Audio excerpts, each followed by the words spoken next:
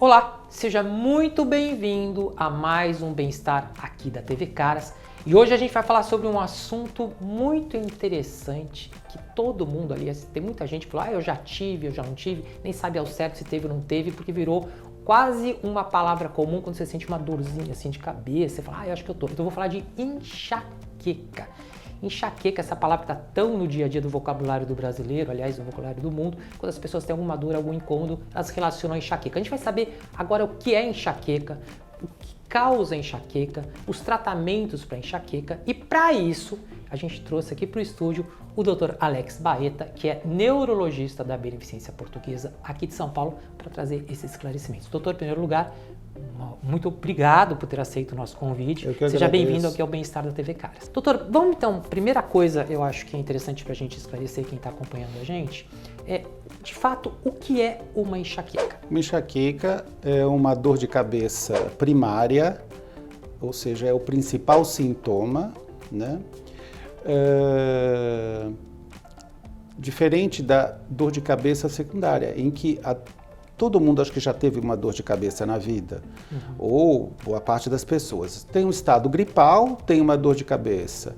Tomou um remédio e às vezes pode ter um efeito tóxico e a pessoa ter dor de cabeça. Exemplos, né? Ou tossindo muito, o fato de tossir, existe uma cefaleia, que é a cefaleia da tosse, o fato de tossir bastante, porque está com uma infecção de vias aéreas superiores, pode ter dor de cabeça. Isso não quer dizer que a pessoa está com enxaqueca. Exato. Ela está com dor de cabeça.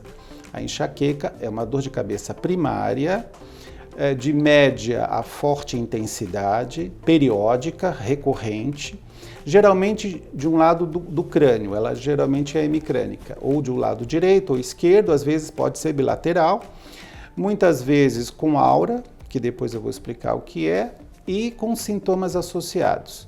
Muitas vezes náuseas, vômitos, vertigem, tontura, intolerância à luz, intolerância ao ruído, ao barulho e a odores fortes. A gente, por exemplo, se eu sou uma pessoa que, né, como a maior parte das pessoas acompanhando aqui a TV Caras, eu não sei exatamente definir o que é uma dor de cabeça, eu não sei definir o que é uma enxaqueca. Quais sintomas iniciais eles podem indicar que seja de fato uma enxaqueca e não uma dor de cabeça relativa, um sintoma relativo a um outro problema? A primeira vez que a pessoa experimenta a dor de cabeça, ou as primeiras vezes que a pessoa experimenta uma dor de cabeça que se trata de uma enxaqueca, ela obviamente tem que ser investigada. Perfeito. Né? Investigada de ir a um médico. A um médico, sim. Precisa ir a um médico. Será que essa dor de cabeça está ligada a um fenômeno de enxaqueca? Ou ela está ligada a uma outra patologia, exato, ou um outro fenômeno, né? É a primeira coisa. Isso só o médico é que pode lhe orientar em relação, será que eu tenho enxaqueca ou não? Porque a gente precisa destacar isso, é importante, porque muita gente, quando sente uma dor de cabeça, achando que é uma enxaqueca ou não, a primeira coisa que ela vai fazer, muitas delas, é se automedicar, porque já existe um lugar comum para isso, né? Quer dizer, sentir uma dor, eu vou tomar, isso passa. E às vezes, de fato, pode até passar, mas isso não significa que a pessoa não deva investigar, porque pode não ser só uma coisa passageira ou sutil, ela pode ter uma causa maior. Sim, com certeza. Existem inúmeras causas de dor de cabeça, desde coisas mais simples até um tumor cerebral, né? Um aneurisma, enfim. Só mesmo a pessoa passando com o médico, fazendo exames e uma boa anamnese, um exame físico para saber se é de fato uma enxaqueca ou uma outra causa. Eu vou pegar esse mesmo gancho agora que eu falei da automedicação, quer dizer, se eu tenho uma dor de cabeça e eu tenho ali um remédio fácil acesso, vale a pena para sanar esse sintoma tomar esse remédio enquanto eu procuro um médico, ou se eu tenho essa dor de cabeça, que pode ser uma possibilidade de enxaqueca, eu já devo imediatamente colocar isso com um alerta para de fato logo ir ao médico antes de me automedicar? A automedicação, ela passa? É uma coisa sim, ok? Sim, você pode se automedicar no primeira crise ou no primeiro sintoma de dor de cabeça e logo ir ao médico em seguida para uma investigação. Mas existem algumas dores de cabeça, por exemplo, uma dor de cabeça às vezes lancinante, de forte intensidade, com fenômenos ou sintomas e sinais neurológicos, aí sim é obrigatório que o paciente, que o indivíduo vá ao médico e até num serviço de emergência. A enxaqueca tem alguma região específica aqui da nossa cabeça onde doa mais, que seja um sintoma mais típico de enxaqueca? Não, ela pode ser tanto de um lado quanto do outro do hemicrânio, né? Pode ser ocular. O que é periocular? Assim, ao redor do olho. Ao redor do olho. Pode ser na testa, pegando a região mais posterior, até chegando à região cervical um pouco. Ela pode ser só setorizada ou até pegar todo um hemicrânio, de uma maneira global. Ou seja, ela pode ser intensa em toda a região aqui da cabeça. Sim, pode até pegar completamente a cabeça, dos dois lados. Essa dor da enxaqueca, ela é uma dor que gradualmente ela pode se tornar mais intensa rapidamente? Quer dizer, eu posso começar com uma dorzinha de cabeça e falar, não é nada, é só um detalhezinho e continuar fazendo alguma coisa. Se eu não me medicar ou se eu não imediatamente tomar ou ir ao médico ou tomar alguma atitude, essa dor ela pode se tornar mais intensa rapidamente? Sim. E geralmente uma dor de enxaqueca, ela é de moderada a intensa. Ela não é fraquinha? Ela não é fraquinha. Existem possibilidades dela ser mais fraca, mas geralmente ela é de média a grande intensidade. O senhor falou agora no começo da entrevista sobre alguns fatores que desencadeiam enxaqueca. Eu queria até pedir que o senhor repetisse.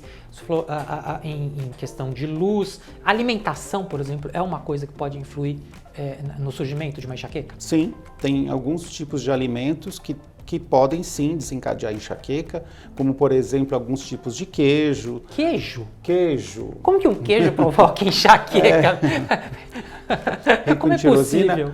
É possível. Alguns tipos de queijo, nitritos que está presente em embutidos. Salame, salsicha, mortadela. E tem uma dor de cabeça que o indivíduo...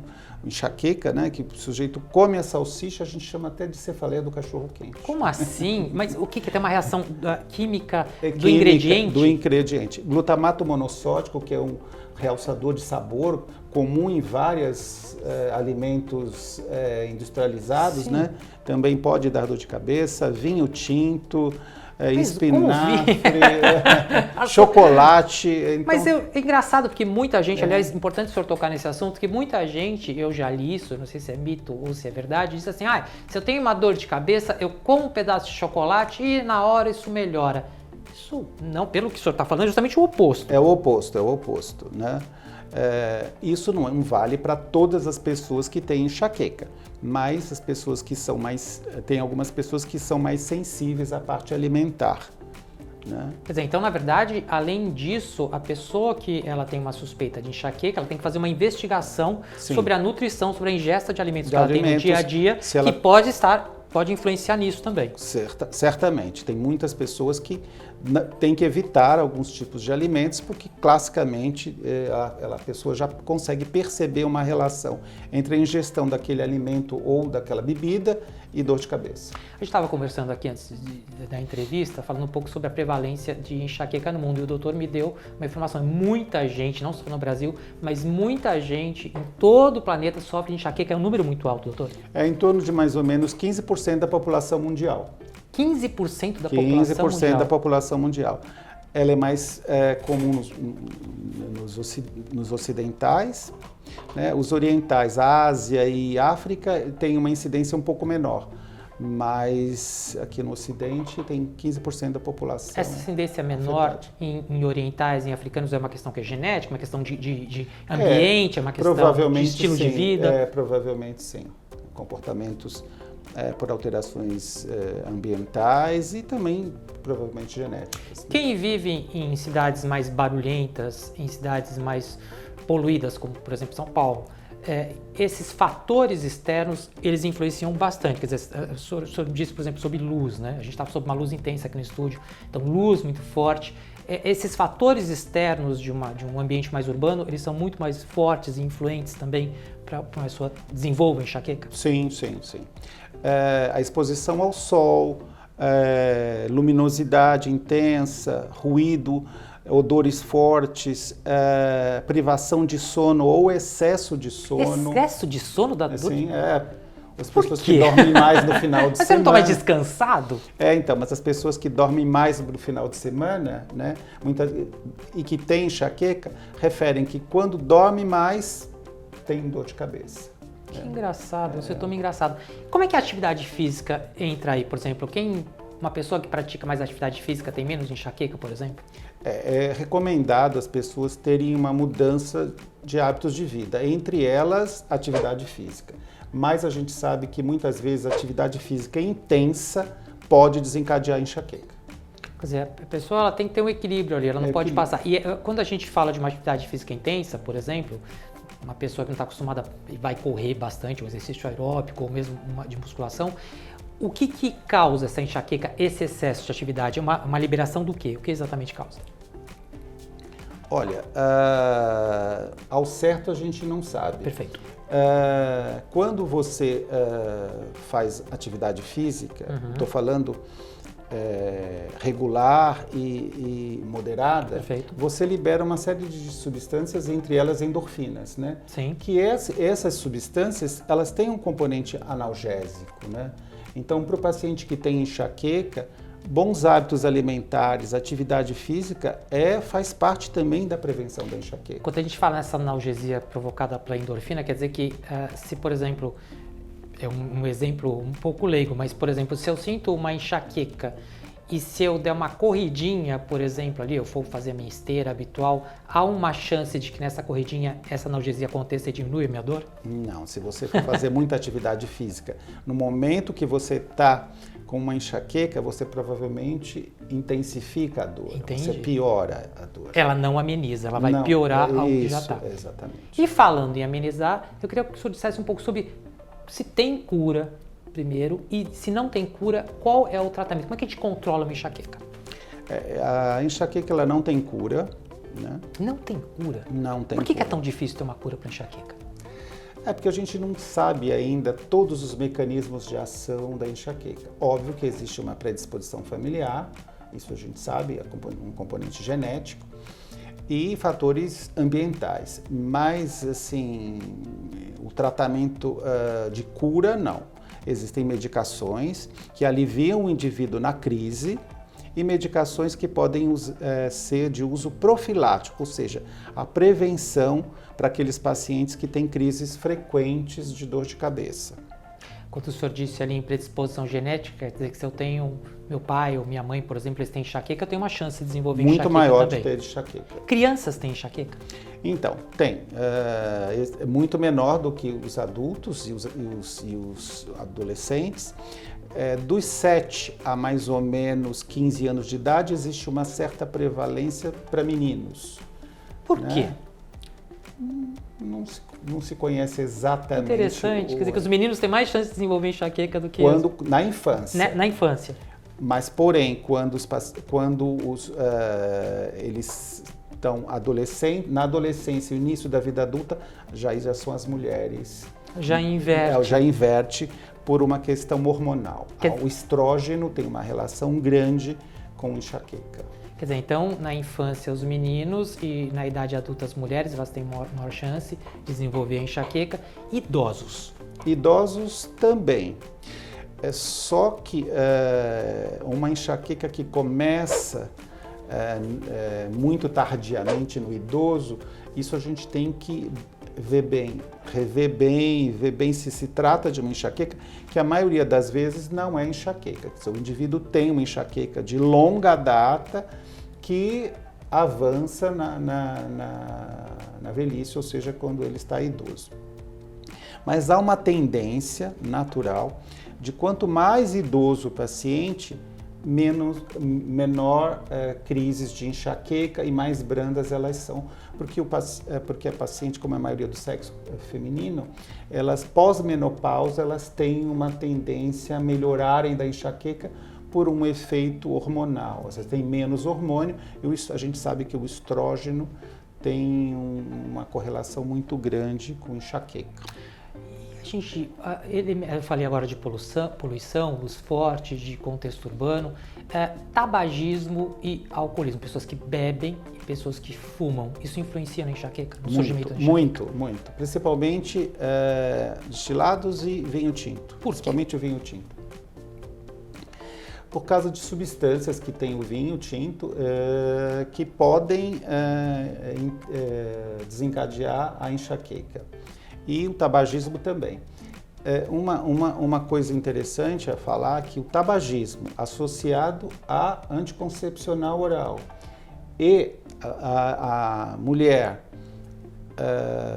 com aura na enxaqueca, que depois você acha que seria interessante a gente explicar o que é aura? Eu acho importante saber o que é aura. O que é uma aura? Elas têm maior incidência de AVC, inclusive. AVC enxaquecoso, assim. O fato da pessoa ter de ter uma enxaqueca pode predisposição a um acidente vascular cerebral. O que é aura que a gente está falando tanto? Então, auras são sintomas que precedem a dor, geralmente. A maioria das vezes as auras são visuais. Então a pessoa tem um borramento visual, uma linha em zigue-zague, pequenos flashes, às vezes uma perda parcial do campo visual e até às vezes um hemicampo visual se perde. Esses sintomas são temporários, eles não são permanentes e às vezes a pessoa tem uma aura sensitiva, tem formigamento, tem dormência, às vezes pode ter uma dificuldade para falar e até transtornos motores. Isso precede a dor de cabeça, geralmente minutos até 1 hora e depois em seguida vem a dor de cabeça. Poucas vezes a pessoa pode ter a aura e não ter a dor de cabeça até. Quer dizer, ela tem esses sintomas anteriores, isso, mas acaba não se tornando uma enxaqueca. Não tem a crise de dor. Não chega na crise de dor. Isso que a gente chama de enxaqueca, cefaleia sem dor, ou enxaqueca sem dor, né? Só tem o sintoma da aura. Nossa, que parece ser um pouco menos pior do que a enxaqueca em si. Sim. Pelo menos você fica ali. Mas a gente estava falando sobre os tratamentos que não tem cura, o que a gente faz de controle. Como é que está a tecnologia científica hoje? Para que caminho a gente está indo em relação à enxaqueca? Por exemplo, estão sendo desenvolvidos novos medicamentos que de fato sanem esse problema ou previnam esse problema. A gente tem alguma inovação tecnológica agora, nesse momento, que está surgindo, que pode mudar o curso de quem está sofrendo de enxaqueca? Sim, claro. Existem medicações em que você usa na fase aguda da dor, né? Que são geralmente analgésicos comuns e anti-inflamatórios. Caso o paciente não melhore, existe uma outra classe de medicamentos que são os triptanos. Isso estou falando na crise. Exato. Né? No momento da dor intensa. E se o paciente não melhora com isso, ele vai a uma unidade de emergência, pronto-socorro, para tomar medicações mais potentes e até via endovenosa. Associado a antieméticos, que são remédios para evitar náuseas e vômitos, que são sintomas muito comuns na enxaqueca, náusea e vômito, tontura e vertigem. Falando agora para a profilaxia da enxaqueca, né? Para evitar as crises que são frequentes. O paciente que tem, por exemplo, 1, 2 crises por mês não precisa fazer tratamento profilático. Okay. Porém, o indivíduo que tem mais de 4 crises por mês ou de 4 crises por mês, e às vezes são crises que podem durar de 2, 4 até 72 horas, né? É isso que eu ia perguntar. Quer dizer, você imagina 72 horas com uma dor... Com uma dor de cabeça. Então, você não dorme, né? Isso é enlouquecedor. Isso é devastador para a qualidade de vida e a produtividade do indivíduo. Correto. Né?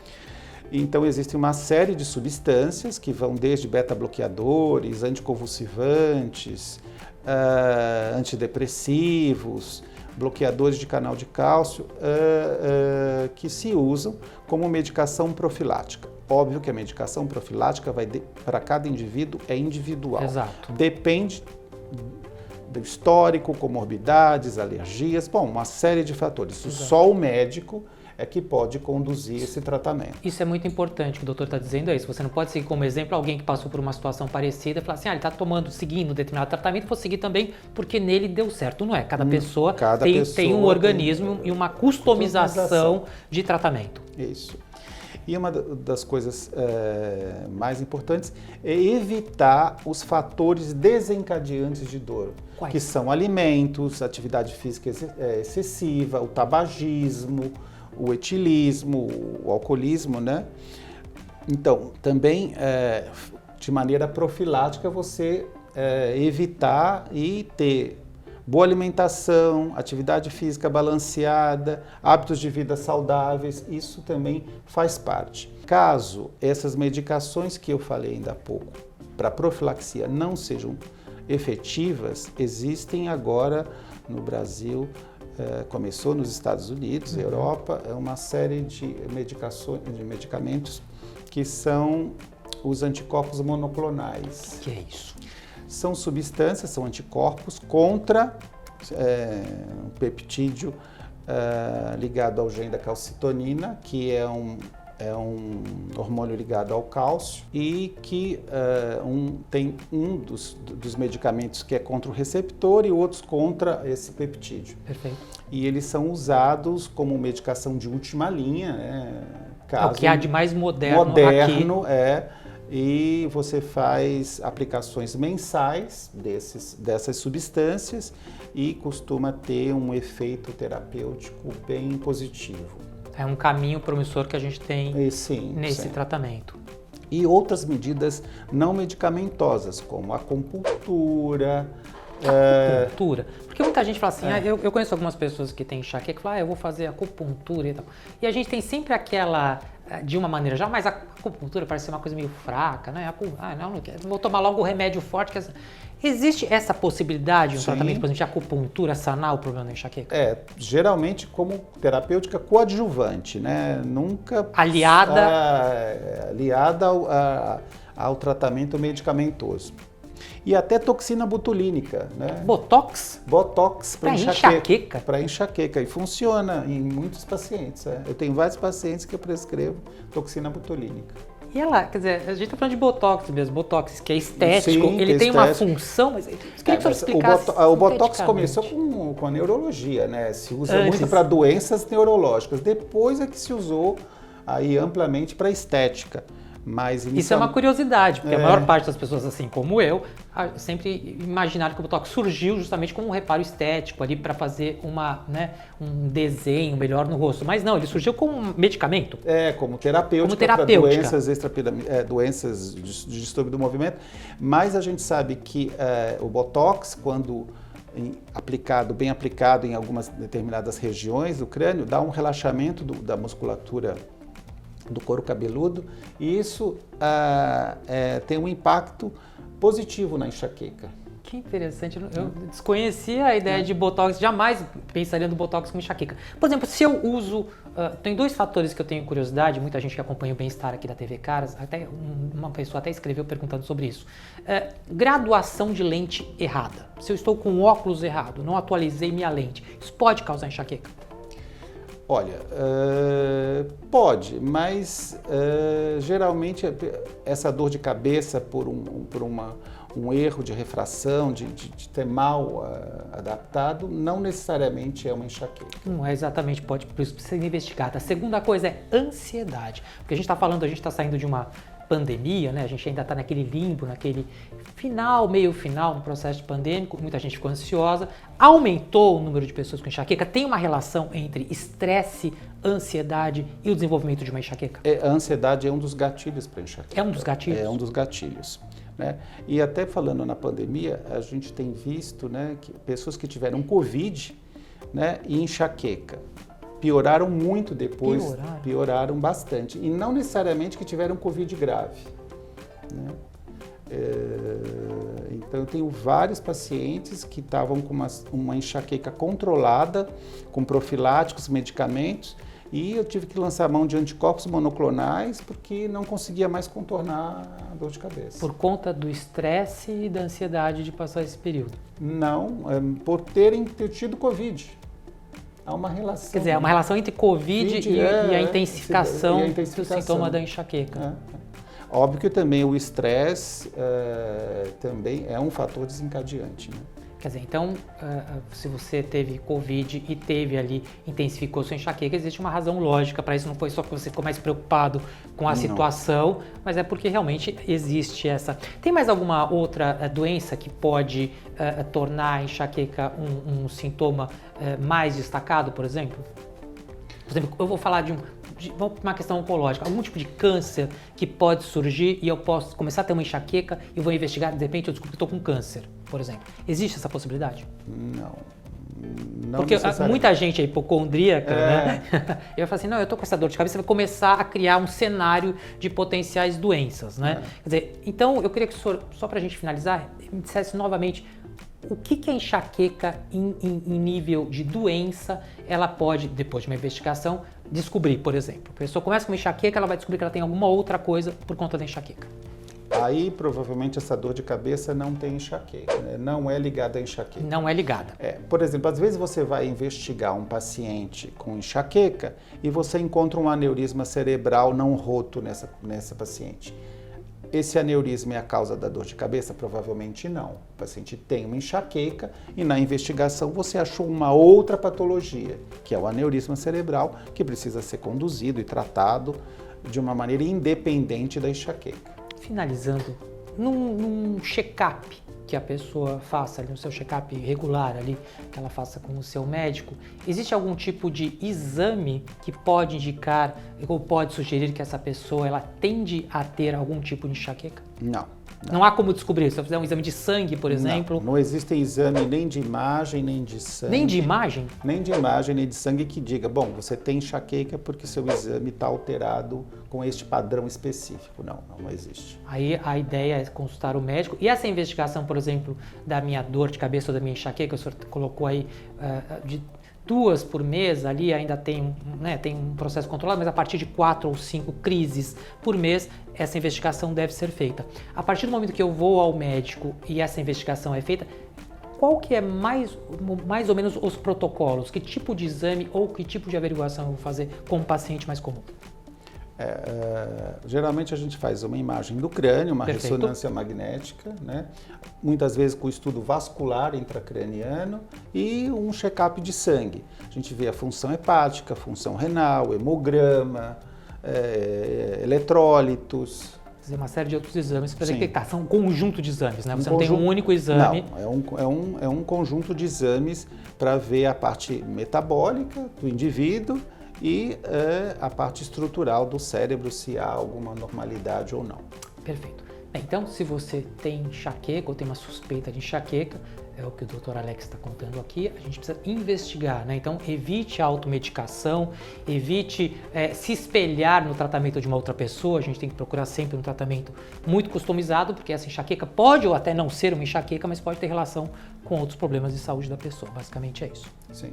Perfeito. Olha, a gente recebeu aqui no Bem-Estar da TV Caras hoje, o Dr. Alex Baeta, que é neurologista do Hospital Beneficência Portuguesa aqui de São Paulo. Muito obrigado, doutor, por trazer esses esclarecimentos aqui pra gente. É um assunto muito relevante, é um assunto muito importante. E obrigado a você, audiência que acompanha a gente aqui. Se quiser comentar, compartilhar, curtir, nossas redes sociais estão aqui embaixo. Obrigado pela audiência. Até a próxima.